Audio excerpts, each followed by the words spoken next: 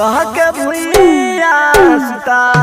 के बोल कब कोइले बा कह के भुइया सुता के बोल कब कोइले बा मिले खाती गइल रहलू सखी अपन यार से बोल काका धइले बा हा हा काका धइले बा कह के भुइया सुता के बोल कब कोइले बा कह के भुइया सुता के बोल कब कोइले बा।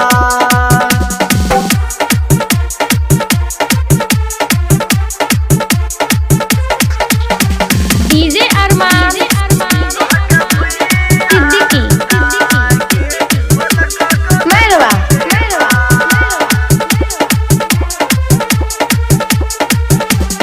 काहे ना बतावो तारू ओह दिन के बात हो ओठवा से ओठ सटा के कइले हो न शुरुआत हो काहे ना बतावो तारू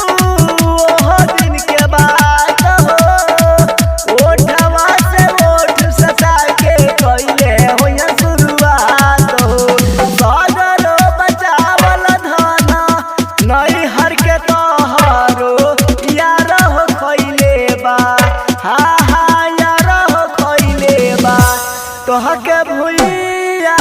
सुता के बोल कब कोइले बा कह के भुइया सुता के बोल कब कोइले बा। स्मार्ट रिकॉर्डिंग स्टूडियो मेहरवा। डीजे अरमान सिद्दीकी मेहरवा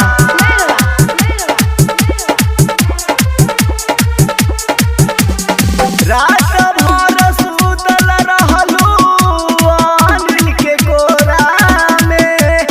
12 माजा मिलल होई सखी उनका तोरा में रात भर सुतल रहलू अनिल के कोरा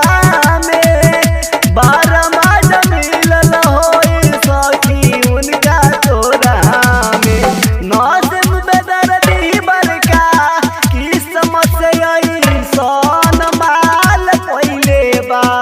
हा हा माल हो कोइले बा कह के भुइया सुता के